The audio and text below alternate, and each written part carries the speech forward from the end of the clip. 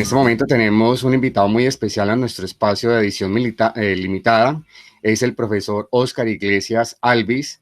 Él es doctor en antropología de la Universidad de Salamanca, España.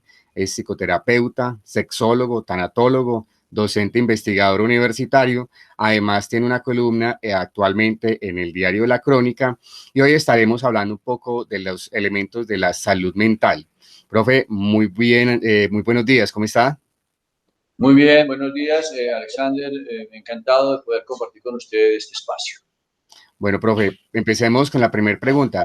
¿Cómo la pandemia y el boom de estas noticias tan negativas ha afectado la salud mental en las personas? Bueno, la salud mental se afecta es por los tiempos de prolongación de un estado al cual el cerebro no está habituado. ¿Qué quiero decir con esto? Cuando una situación es nueva, el cerebro la recibe con cierta expectativa positiva. Ajá. Ejemplo, era una pandemia, hay que hacer cuarentena, entonces la gente dice, uy, ¿qué es una cuarentena? Nos vamos a encerrar, pero entonces como que, qué chévere que vamos a estar aquí en esas.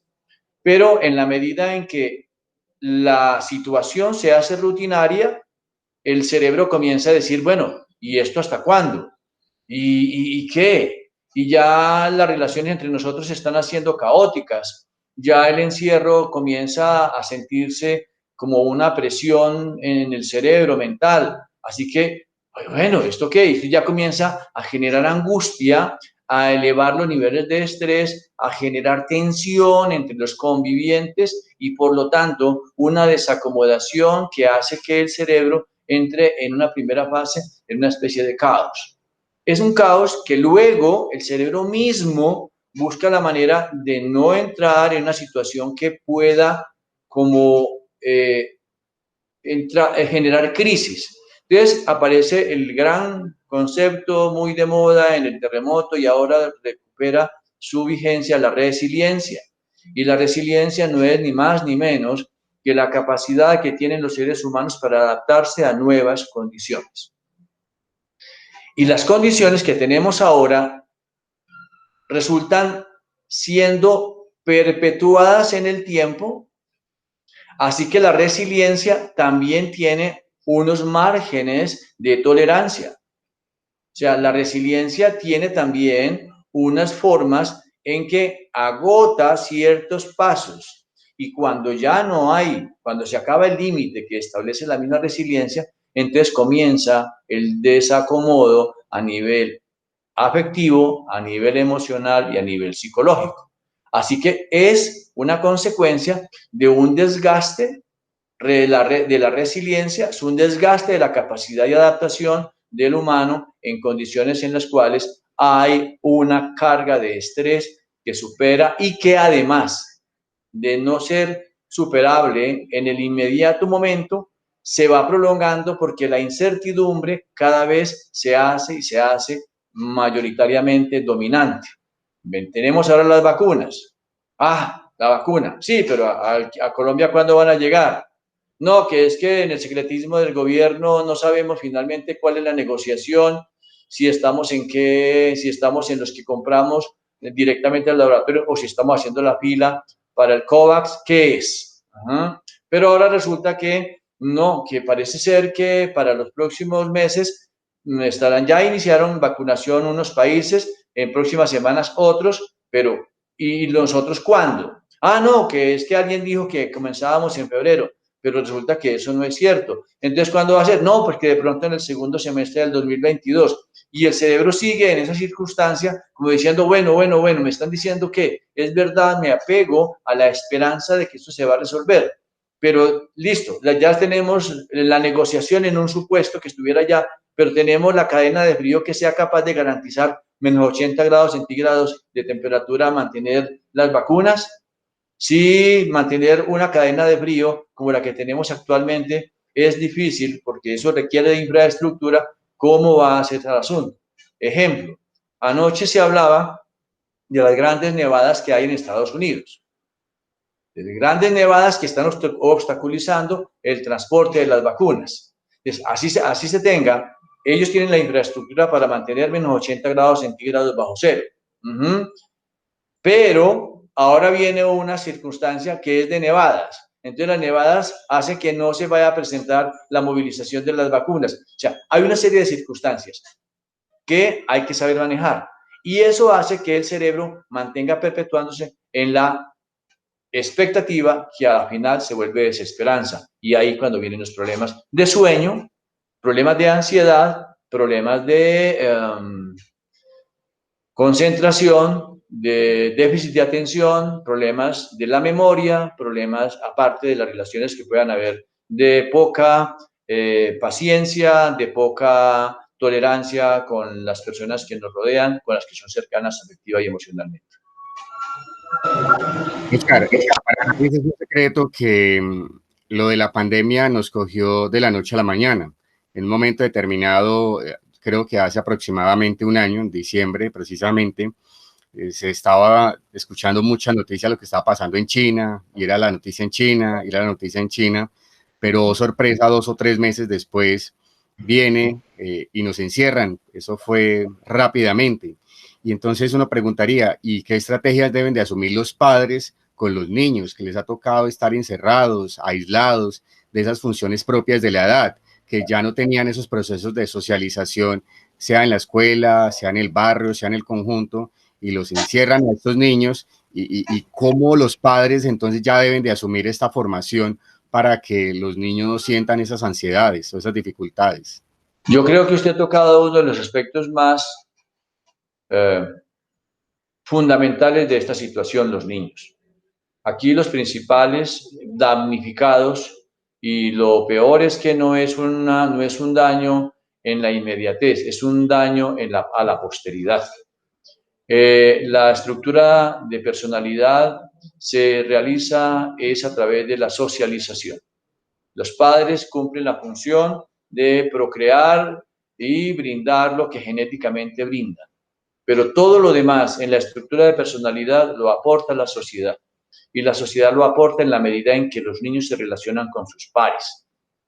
Y como está restringida la relación, está restringida la socialización, entonces no sabemos todavía, porque no ha pasado antes en la historia, no sabemos qué va a pasar cuando la socialización queda estrictamente limitada al núcleo familiar.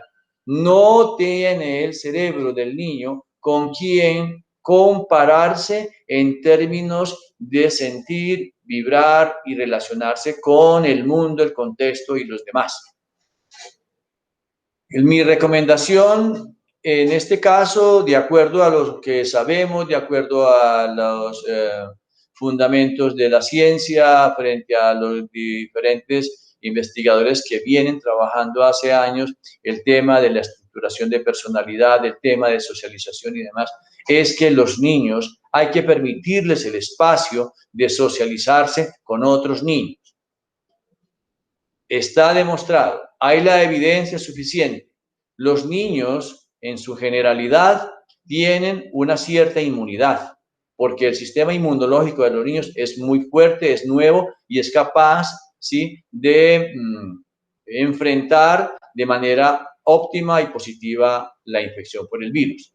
Los niños no se están infectando, tienen mecanismos. Si no se infectan ellos, si dejamos que los niños socialicen entre ellos, ellos en últimas están jugando, están trabajando, y los adultos lo que tienen que hacer es mantenerse distantes de esos niños. O sea, si de adultos van a ir a acompañar a los adultos deben mantener su distancia social, pero dejar que los niños se relacionen, que jueguen, que se unten de tierra, que salten, que jueguen la pelota, o sea, es lo que hay que crear como espacios para los niños, hacer incluso, podríamos pensar, y se me ocurre en este momento, los vecinos deberían ponerse de acuerdo para que los niños se concentren en ciertos sitios de juego, en los parques infantiles que hayan, en los espacios abiertos que existan, pero los papás mantenerse, poniéndole cuidado, cuidando a sus hijos, pero mantenerse en la distancia social, de tal manera de que sean los niños allá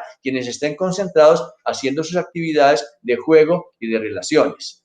Y los papás, mientras tanto, están atentos a cualquier cosa, cuidando de la bioseguridad, y así, terminada la jornada de juego de los niños, sencillamente los papás se retiran sin que haya contacto entre ellos, de tal forma de que estaríamos preservando nosotros las medidas de bioseguridad. Se me ocurre aquí, porque eso no lo había pensado hasta ahora que usted lo ha planteado. Profe, ¿cómo será? Pero Alex, hay que sacar a los niños, ¿cierto?, del encierro en que están. Claro, eso es cierto. Eso es si es complejo para un grande, imagínese un niño estar encerrado todo el día y además explicarle el hecho de que hay un virus. Explíqueselo al niño. Explíquele al niño, no puede hablar, no puede tener contactos, no puede quitarse el tapabocas, no puede tocar ciertas cosas en la calle. Eso es un trabajo bastante interesante. Profe, y esos procesos de socialización en el futuro, ¿cómo se van a hacer? O sea, ya el tema del distanciamiento social, ya el tema del tapabocas, ya evitar los espacios de aglomeración. ¿Cómo será eso ya en el futuro? Porque cuando ya uno va al centro o a hacer alguna diligencia, uno ya mantiene muy prevenido, ya cero abrazos, cero besos, cero contacto con los amigos. ¿Cómo cree que eso va a ser en el futuro ya? El asunto, para eso tenemos la referencia de los países nórdicos especialmente, y algunos otros países ya más viejos que nosotros, en los cuales la sociedad, los miembros de la sociedad tienen menos contacto físico. Nosotros, los latinos, por nuestra propia naturaleza, somos altamente táctiles, altamente vinculantes desde la piel, desde el abrazo, desde el beso. En lo que sí sabemos nosotros, en lo que tenemos de referencias, es que en aquellos países donde no hay contacto físico y ha sido tradición, porque históricamente han ido adaptándose a esas circunstancias, por clima, por lo que sea, por cultura, esas personas, esas comunidades tienen mayores problemas en salud mental. Así que me decía un colega de la Universidad de McGill en Canadá, cuando yo le hacía una consulta a él acerca de alternativas para manejar los niños con trastornos con déficit de atención e hiperactividad, él me decía, ustedes en Colombia tienen las dos salidas para este trastorno. Lo primero, me dijo, todavía se tocan. Él desde la Universidad de McGill en Canadá, todavía se tocan. Y eso para él lo valora enormemente, porque el toque es el mejor recurso para aliviar tensión, es el mejor recurso para aliviar ansiedad, es el mejor recurso para aliviar la tristeza. Y segundo, ustedes tienen allá verde, el verde disponible todos los días, ustedes no tienen estaciones, así que ustedes tienen disponibles el verde, y ese verde es para disfrutarlo. Allá está la salida para esos niños de TDAH. ¿Qué quiere decir? Y ahora pongámoslo en el contexto de la pandemia. Si tenemos una herramienta que es el contacto físico y tenemos el otro recurso que es el verde, y ojo, usted ha dicho algo, los niños asumen la infección y a ellos les es fácil asimilar el hecho cognitivamente de que hay que colocarse el tapaboca, y creo que son más juiciosos los niños con el tapabocas puesto que los mismos adultos. Ellos se condicionan fácil. Lo que pasa es que la secuela de la no resocialización va a pasar factura en próximos años, no es en la inmediatez. Entonces, frente a eso, nosotros tenemos es que crear las condiciones, como dijimos anteriormente en la primera pregunta, crear condiciones para que ellos socialicen.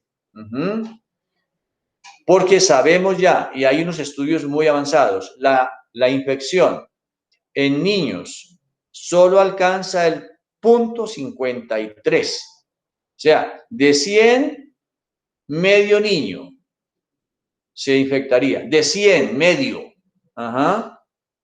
O sea que de 1000, 5 niños. 5.3 niños. Volvámoslo así digerible. De 1000 niños se infectarían 5. Pero de esos 5, ojo, 5 que probablemente si se infectan no van a infectar. La densidad viral no es lo suficientemente fuerte como para que pueda ser infectante. Pero, ojo, 5 versus 5 frente a 1000 versus lo que implica para su desarrollo en su estructura de personalidad, poder socializar, valdría la pena que se ponderara y se le diera mayor valor al hecho de que socializar implica mínimo riesgo. Pero insisto, quienes promueven la infección son los adultos, no son los niños. Entonces, si yo saco los niños, pero me pongo de visita con mis vecinos y bajo la guardia del tapabocas, entonces, mientras el niño está jugando y ellos no están infectándose, yo me estoy infectando con mis vecinos si no guardo las medidas de seguridad. Es lo que hay que tener en cuenta.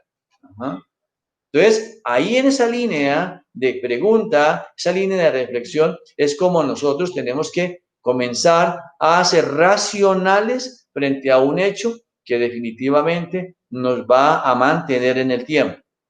Bajamos la guardia porque el cerebro no puede mantener niveles de tensión altos, ya lo dijimos en el inicio. Eso hace que se relaje la gente. Comienza, así sintamos nosotros que ya tenemos amigos que han muerto, tenemos amigos que se han infectado, pero pareciera ser que la autoinmunidad mía, la inmortalidad mía, no hace ningún problema. Entonces, la idea es que podamos nosotros tener la perspectiva, la alerta, aliviar por el lado de los niños y nosotros mantener el cuidado mientras llega la vacuna. ¿Cuándo va a llegar la vacuna? Eso es incierto. Probablemente para el 2022 estaríamos nosotros accediendo a la vacuna como colombianos. Probablemente, no antes. Así que en el tiempo es mitigar los factores de riesgo en la estructuración de personalidad, en el alivio de la salud mental y en el tiempo mantener de manera consciente y de manera racional el uso de las medidas de bioseguridad. Eso es lo que hay que hacer por el tiempo que sea. Porque además, el problema con la vacuna que tenemos es que la vacuna hasta ahora no nos asegura una inmunidad no mayor a 3 o 4 meses.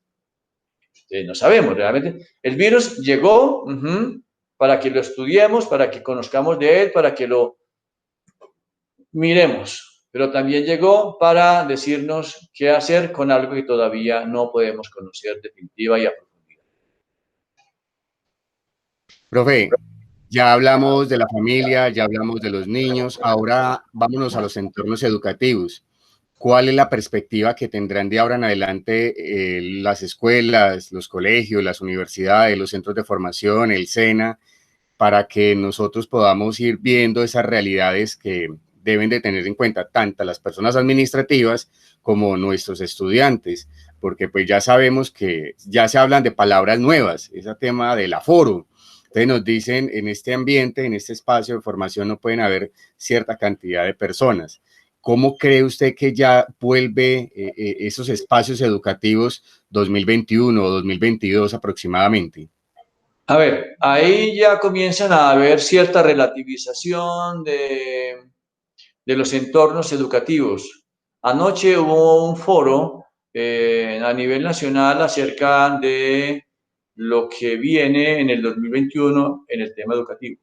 Estuvieron allí presentes varios rectores de universidades nacionales, viceministerios de salud y de educación. La discusión fue interesante.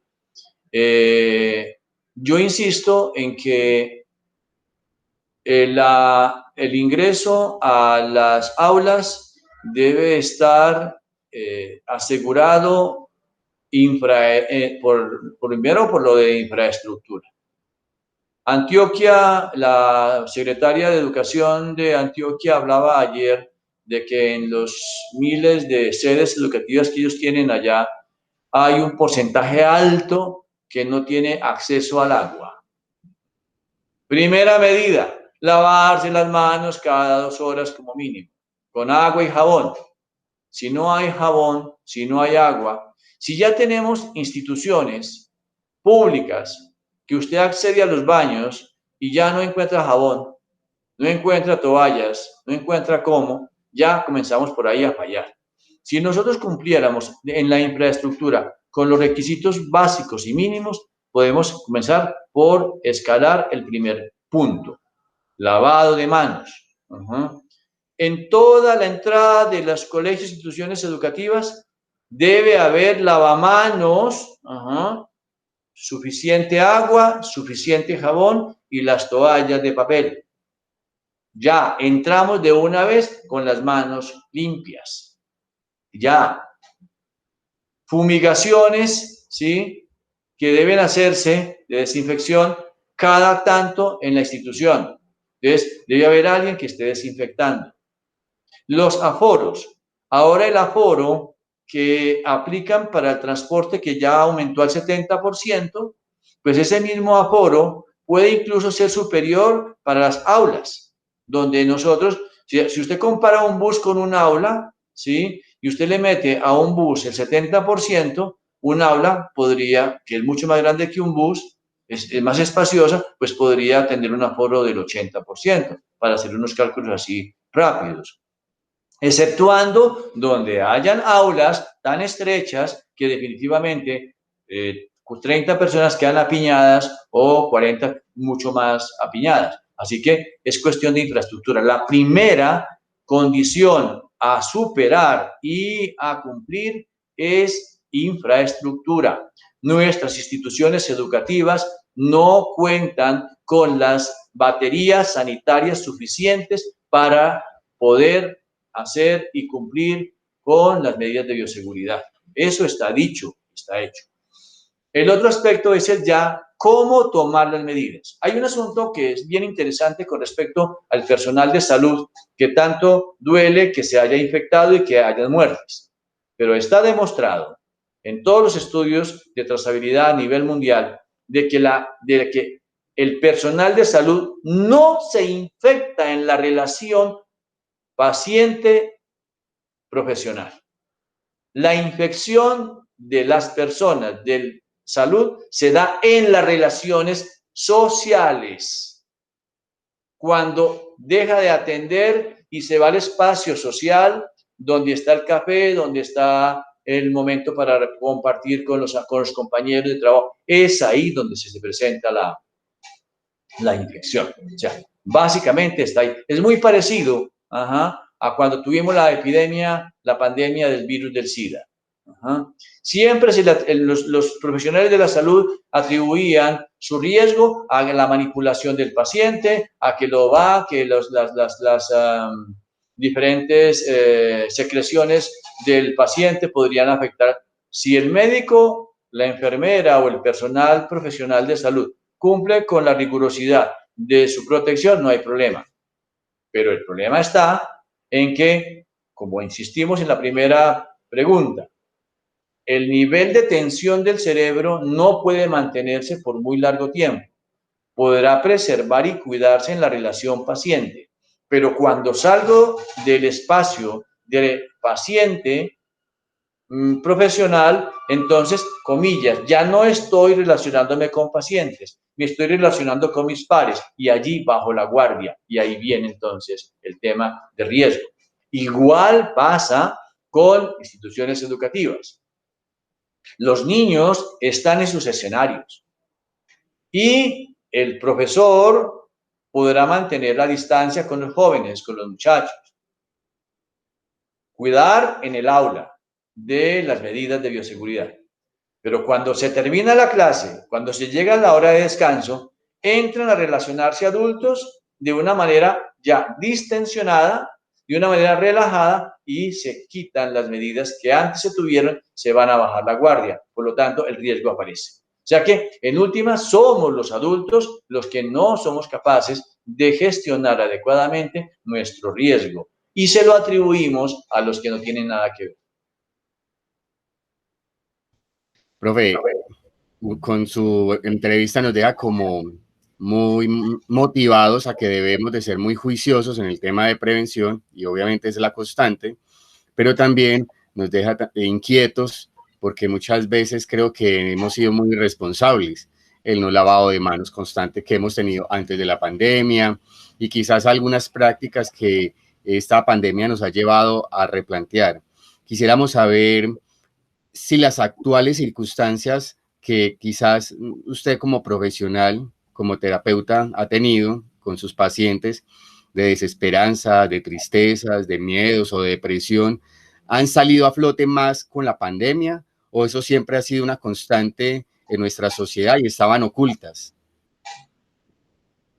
No, no sé por qué se ha estado revisando y de hecho estamos haciendo una investigación sobre eh, prevalencia, sobre la emergencia de problemas en salud mental. Lo único que se ha evidenciado como consecuencia ha sido la violencia intrafamiliar, que ha crecido la denuncia enormemente. Pues no sabemos si la prevalencia de la violencia intrafamiliar ha sido la misma y se ha motivado más la denuncia, o si es la epidemia y el encierro lo que ha hecho que entonces se incremente la violencia intrafamiliar. No sabemos todavía, porque en ciencia, para poder uno dar, para tener conclusiones aproximadas, tiene que darse unos lapsos de tiempo en los cuales uno pueda observar el comportamiento de un fenómeno en un rango de tiempo. Y pues no lo tenemos suficiente. En mi consulta, pues sigue habiendo la consulta normal, me están consultando por lo que siempre han traído, no porque ahora se haya disparado esto, sino para mí, en este momento, la atención que brindo a mis consultantes es por las mismas situaciones, y hasta ahora nada que haya dicho, es que la pandemia me ha activado o la situación no me la ha agravado. No lo veo de esa manera. Los casos de ideación e intención suicida han estado allí.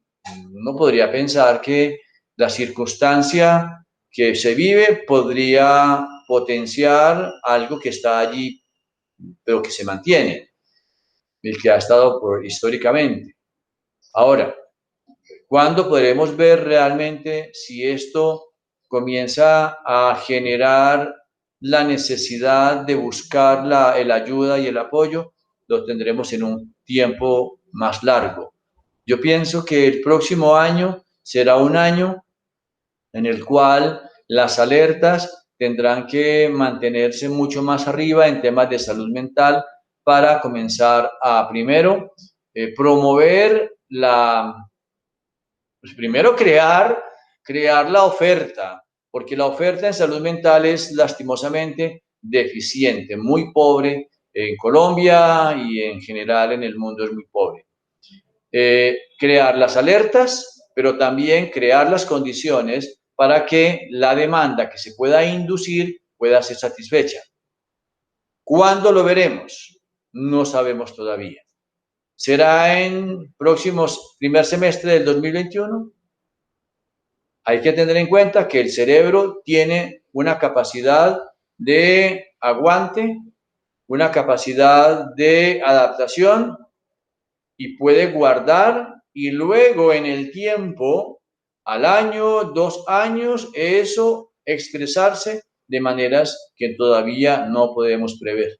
O sea que frente a eso hay que tener mucho cuidado y habrá que ser bastante cuidadosos y mantener foros de discusión y comenzar a hipotetizar frente a lo que nos viene. Creo que lanzar ahora respuestas o hipótesis sin que tengamos las evidencias ni los elementos de juicio suficientemente consolidados, creo que es arriesgado. Profe, y nuestros abuelos, las personas de la tercera edad, ya hablamos un poco sobre los niños, sobre los padres, los estudiantes, pero ¿cómo explicarle a un abuelo que no puede salir? Usted nos hablaba del declive mental que puede tener estas personas en ciertos espacios. Entonces, ¿cómo decirle al abuelo que ya no puede ir al parque como lo podía hacer antes porque es sujeto de un altísimo grado de contagio, y que los abuelos en ciertos momentos se vuelven un poquito más extremistas, más de es así como se deben de hacer las cosas? Alguien podría decir que es un poco más terco. Creo ¿Cómo que, trabajar eso? creo que nos hemos equivocado en la manera de tratar a los abuelos y eso ha sido histórico. Los abuelos tienen su razón de ser, tienen su hábito de comportamiento, ellos se creen poseedores de la verdad, entonces lo llamamos tercos, resabiados y demás. ¿Qué hay que decirle al abuelo? Al abuelo hay que decirle, no, no puede salir. Lo primero que va a generar resistencia es la palabra no. Usted a mí no me va a mandar. ¿Usted qué se cree? No. Que me voy a ir. Sí, abuelo. Salga, pero salga con estas cuidados. O sea, no le diga no, sino sí, pero. O sea, ese es un primer punto a agotarlo. Sí, pero. Mira, abuelo, vea, aquí está su tapabocas. Abuelo, colóquelo allí. Abuelo, cuando vaya a relacionarse con otros, recuerde mantener siquiera 2 metros de distancia. Y si alguno de los compañeros tiene tos, usted inmediatamente retírese un poco para que la tos, primero, esté protegido con el tapabocas. Y usted mantener el tapabocas. Es que no hemos sido didactas en eso. ¿Para qué usamos el tapabocas? El tapabocas es porque nos sirve de barrera para dos cosas. La boca, para que nuestras partículas de saliva no salgan de la inmediatez del tapabocas. Y la nariz, para no recibir, ¿cierto?, las partículas que provengan de alguien que no está usando el tapabocas. O de pronto las partículas que quedaron en el aire, porque se mantiene durante determinados minutos, las partículas en el aire, cuando alguien estornudó sin los adecuados cuidados, o alguien habló o gritó o cantó, porque además hay una cosa interesante que en los autobuses he visto a señores en su rebusque cantando, y para poder cantar tiene que quitarse el tapabocas. Está muy bien. Quite usted el tapabocas, pero todo el mundo colóquese el tapabocas en todas partes y cierre los ojos, más o menos. Pero pues eso es extremo.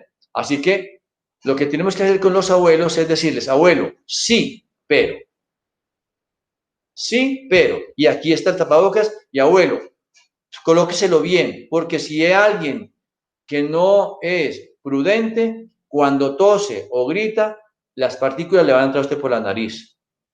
Y usted cuida, y usted muy juicioso, mantiene el tapabocas porque la saliva suya no va a salir, pero la del otro sí le puede entrar por la nariz. Así que, abuelo, boca y nariz. Siempre en algunos países se ha recomendado utilizar el tapaboca y nariz, no tapaboca solo, y no insistir, tapaboca y nariz. Nariz para que no entre, boca para que no salga.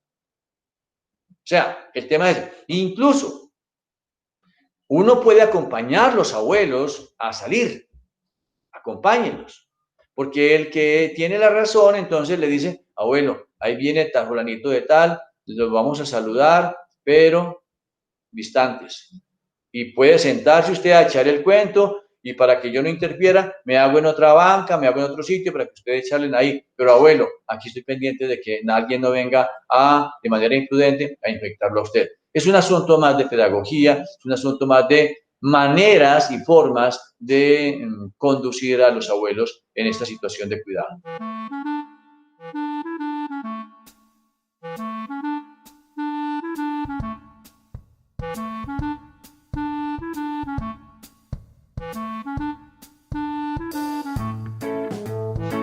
Profe, llegamos a un espacio que lo llamamos la recomendación literaria, y queremos que usted, como profesor que tiene tanta capacidad de lectura, yo recuerdo un libro que usted nos recomendó en la universidad muy bueno, El mundo y sus demonios, lo guardo todavía con mucho aprecio. ¿Qué libro nos podría recomendar como para estos días quizás uno salir un poquito de la monotonía, quizás salir de esa realidad de tantas amarillismo de las noticias y que uno pueda decir, me quiero desconectar y que las personas que nos ven, nos escuchan, también tengan ese hábito de la lectura. ¿Cuál sería esa estrategia que usted nos regalaría de lecturas? Pues a mí me encanta recomendar leer los clásicos, leer a Dostoyevsky, leer a Víctor Hugo, leer a Máximo Gorki, leer a ese tipo de autores.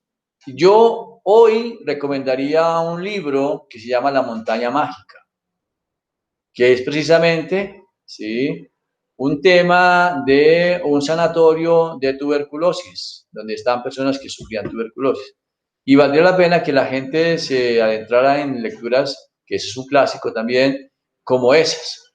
Leer La peste también sería otro de los libros interesantes a tener ahí, porque son libros que permiten leer, adentrarnos en la psiquis humana, de cómo se siente, cómo se vive, cómo se vibra en ciertas circunstancias y hechos, y eso de alguna manera puede ayudarnos a tener con qué identificarnos con los personajes que podemos ir descubriendo allí y las circunstancias que está rodeando al mundo en este momento. Bueno, profe, y para finalizar las recomendaciones que usted nos pueda dar para este 2021 y nosotros tener un estado mental mucho más óptimo, mucho mejor preservado, ¿cuál sería? Yo, frente a eso, nada, porque generalmente, como se dice en los textos de neurociencia cognitiva, cuando usted, ¿para qué sirve? ¿A quién le sirve un libro de pautas de autosuperación? A aquel que ya lo ha superado. ¿Y qué quiero decir con eso? Vean, no hay nada más absurdo que soltar usted recomendaciones. Ejemplo, la persona que tiene sobrepeso. Es una dice frente al sobrepeso. Hombre, usted no ha considerado comenzar a trabajar en sobrepeso. Lo primero es que a nadie le gusta que le digan que está gordo. Entonces, ya usted de ahí parte de un hecho de generar, ¿viste? Porque se toma esas atribuciones de decirme que yo estoy gordo. Ajá. O está muy flaco. Entonces, que se toma atribuciones de decirme que estoy muy flaco. Entonces, que yo, o sea, el asunto es que somos tan, no sé, tan particulares los humanos, que cuando alguien quiere meterse en la vida de nosotros, en aquello que es tan íntimo, comenzamos con una película y una pantalla de, hasta ahí, cuidado.